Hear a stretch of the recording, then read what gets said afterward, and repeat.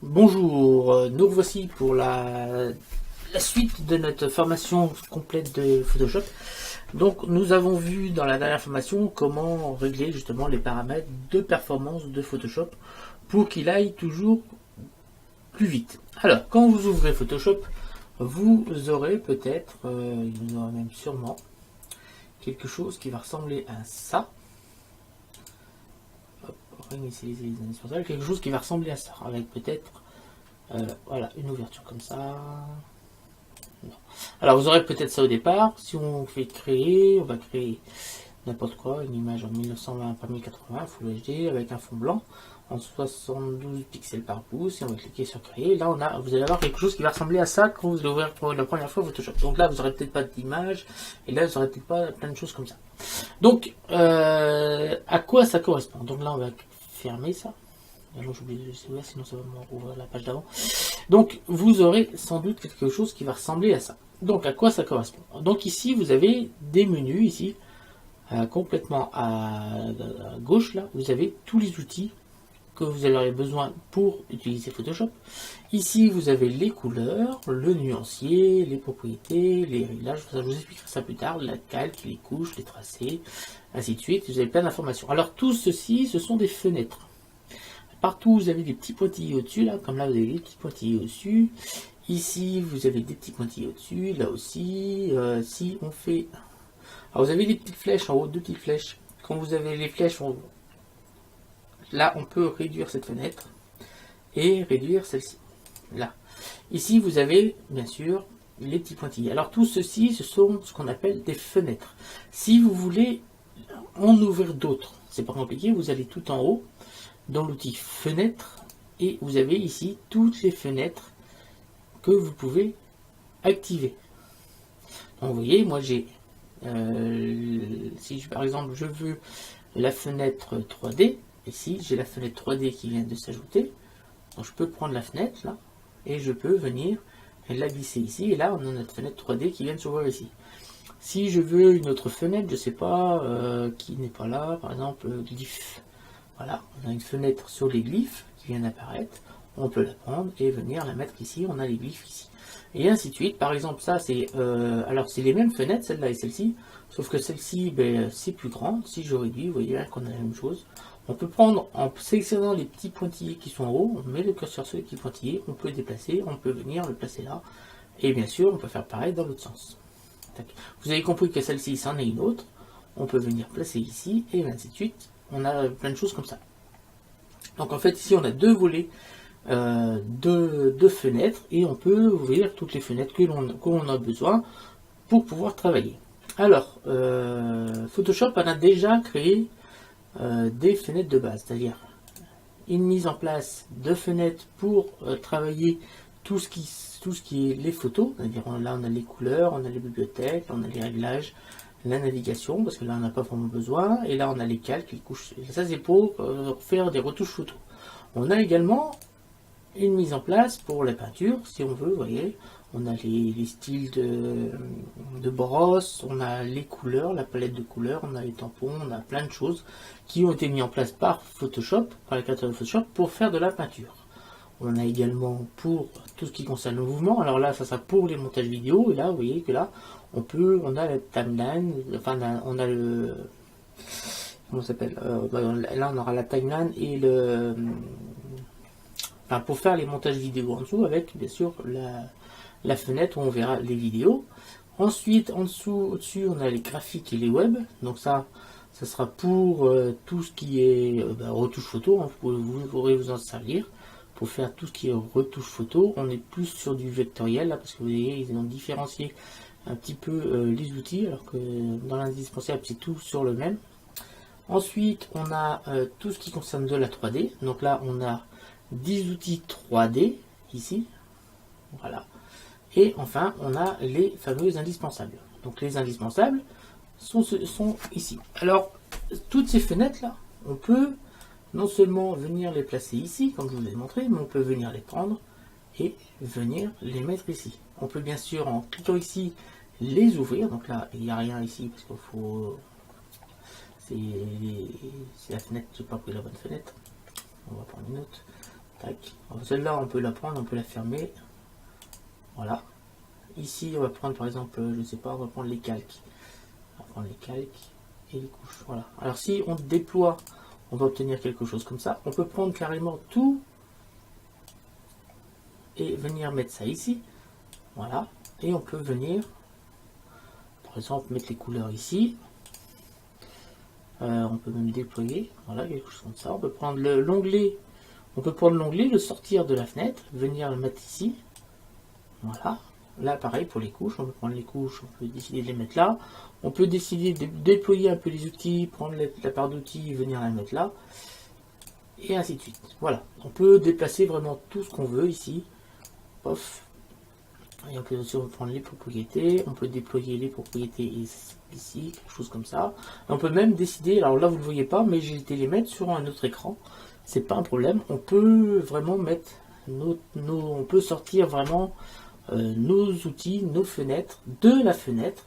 Alors si vous avez plusieurs écrans, ben, ça peut être utile. Par exemple, vous sortez tous les outils de la fenêtre principale et après ben, vous avez votre fenêtre principale que vous pouvez agrandir et là on est travaillé en plein écran et vos outils sont sur un autre écran.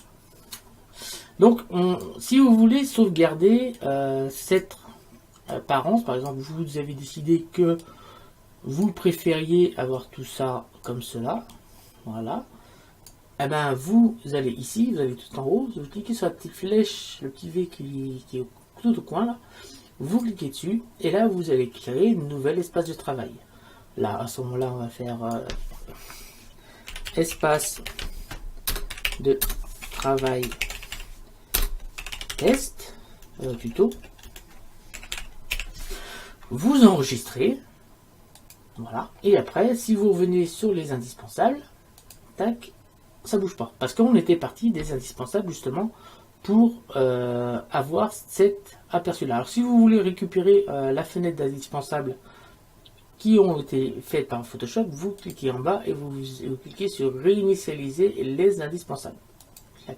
Et là on retrouve la configuration d'origine de Photoshop que vous devez avoir normalement si vous ouvrez le logiciel. Vous en avez peut-être une autre, ça dépendra après la version de Photoshop que vous avez, mais autrement c'est similaire à ça.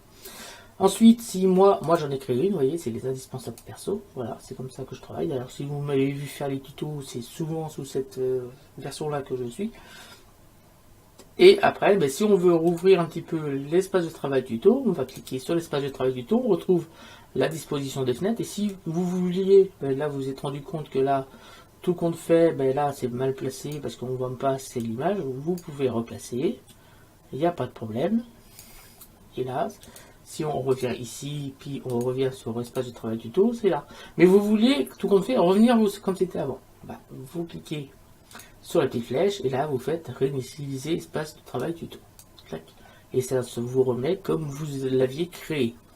Si vous voulez bien sûr la supprimer, ben, il suffit de cliquer sur supprimer les espaces de travail. Donc là on va supprimer l'espace de travail, espace de travail perso. On peut même supprimer les autres espaces de travail qui ont déjà été créés. Voilà. Donc là on va cliquer sur supprimer. Espace de travail indispensable perso, non, parce qu'on ne peut pas supprimer l'espace de travail qui est actif. Donc si vous voulez supprimer par exemple l'espace de travail que j'ai créé là, l'espace de travail tuto, il faut que vous ayez sur un autre espace de travail. À ce moment là vous cliquez sur supprimer l'espace de travail et là cette fois on peut bien supprimer l'espace de travail tuto parce que l'actif on ne peut pas le supprimer. Là, on va cliquer sur supprimer, oui, et là à ce moment là on se retrouve, l'espace de travail qu'on a créé pour le tutoriel a été supprimé. Alors une autre petite chose, si on vient, comme je vous ai montré, on peut décocher ça, mais vous aimeriez bien le recoller. C'est comme la barre d'outils, c'est pareil, vous aimeriez bien la revoir coller ici.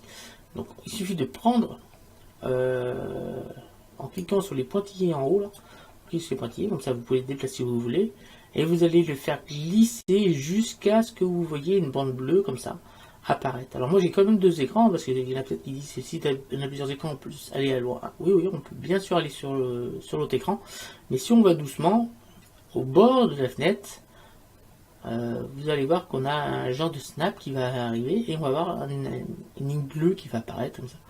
Vous lâchez et là votre fenêtre d'outils vient de se snapper ici. On va faire pareil de l'autre côté. On va venir ici, on va se snapper et là la fenêtre d'outils est venue ici. Alors une autre petite chose, on peut bien sûr venir coller ici comme cela. On peut même venir prendre la fenêtre qui est au milieu là et venir la mettre en dessous. On peut venir, bien sûr, vous avez bien compris, venir coller ça ici. Voilà, on fait nos propres menus en fait. Nos menus, on peut même les redimensionner, vous voyez bien. On peut même les déployer. Voilà. Les réduire et venir les snapper ici. Donc c'est comme pour la boîte à outils, vous voyez qu'on peut les snapper. Voilà un peu à quoi sert l'interface et vous pouvez créer votre propre interface. Donc je rappelle que tout ce qui est là, ce sont des fenêtres.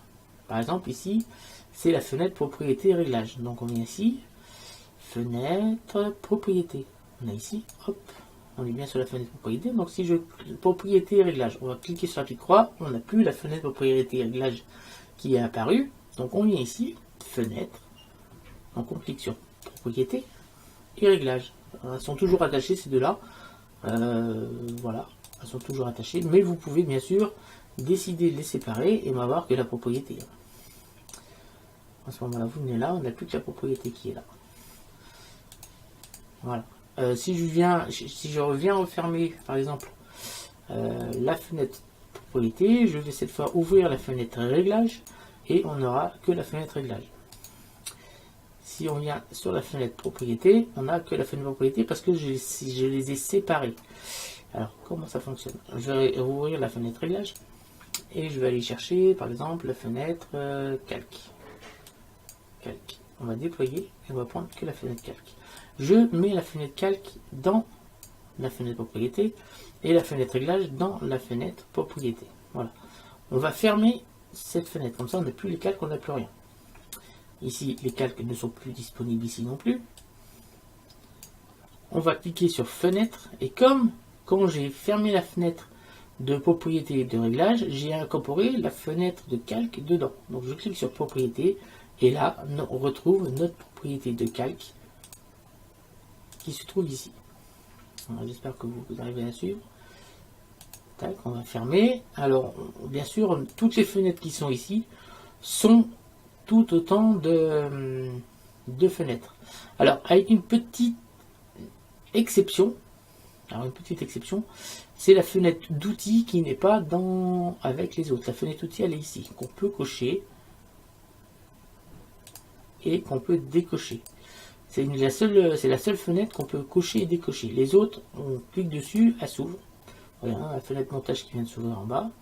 On peut bien sûr, comme pour les autres, venir la prendre. Attendez. Ouais, mais celle-là, c'est aussi une. Voilà. On peut pas la faire en main, il faut cliquer sur les petits points pour la fermer. Donc là, on a les fenêtres qui sont là. On peut avoir le nuancier qui est là, qui vient d'apparaître, qui est toujours avec la couleur. Hein, parce que c'est lié quand même.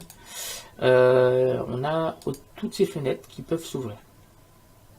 Voilà, là on a tous les espaces de travail qui sont. C'est la même chose que le bouton qui est tout en haut. Là. Voilà, c'est la même chose. Là, fenêtre, espace de travail. On peut réorganiser la fenêtre, mais ça on verra ça sur un autre chapitre sans doute. Et après on a ça pour revoir un peu la fenêtre qui est ici. Voilà, alors si je vais remettre sur les indispensables pro, je vais réinitialiser et voilà, je retrouve ma configuration. Alors moi je n'aurais pas besoin, je vais la sauvegarder, donc on va venir là, j'aurais pas besoin de ça. On peut fermer ça, j'en ai pas besoin non plus. Ça, historique, bah si ça peut servir. Donc, vous voyez, je mets à côté, on va réduire. On va rajouter un paragraphe, tiens, paragraphe, ça va me servir. Donc là, on va réduire. Donc ça, on va mettre ça ici. Donc dans paragraphe, c'est pareil, on a paragraphe et caractère. Donc là, ça me sert pour faire les logos, les bannières. Qu'est-ce qu'on va pouvoir ouvrir?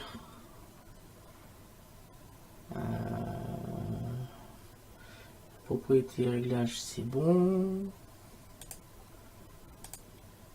Vous voyez que quand on a l'onglet d'ouvert, ça vient mettre un petit V pour faire voir tout ce qui a été ouvert. Quelle couche tracée, qu'est-ce qui pourrait être utile aussi? La 3D, ça pourrait servir. Ouais, on va laisser comme ça réduit. On va pouvoir également avoir besoin montage, non. Information, ça peut servir. Ça pourrait servir. Fenêtre. Les couches, on les a avec les tracés, les réglages, les caractères aussi, c'est bon. Les actions, ça sera un peu plus loin. Je vous expliquerai à quoi ça correspond.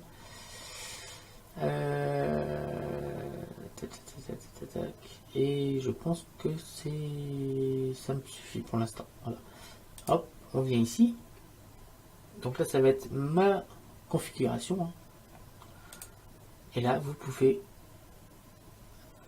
enregistrer ceci comme nouvel espace de travail. Tac. Et on va mettre personnalisé.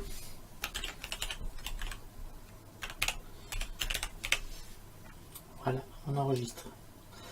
Ainsi, vous avez ici un nouvel espace de travail qui a été créé. Les personnalisés, on a l'espace de travail, les indispensables perso. On va réinitialiser les indispensables perso. Vous voyez, c'est pas tout à fait la même chose. Ensuite, on va cliquer ici, on va cliquer sur personnaliser. On a vraiment ce qu'on aura besoin. Donc, ce qu'on va faire, on va supprimer l'espace de travail, les indispensables perso qu'on n'a plus besoin. Voilà, et là, on a vraiment notre outil, notre mise en place pour les outils personnalisés. C'est la fin de ce tutoriel consacré à comprendre et créer une interface personnalisée dans Photoshop. Je vous remercie de m'avoir suivi. N'hésitez pas à liker, à commenter, à partager. Et laissez-moi en commentaire si je dois continuer sur ce genre de formation. Vous voyez, c'est un format assez court de vidéo, même si là, elle est rendue à 18 minutes, elle va faire 17 minutes 30. Merci à tous et à bientôt. Salut!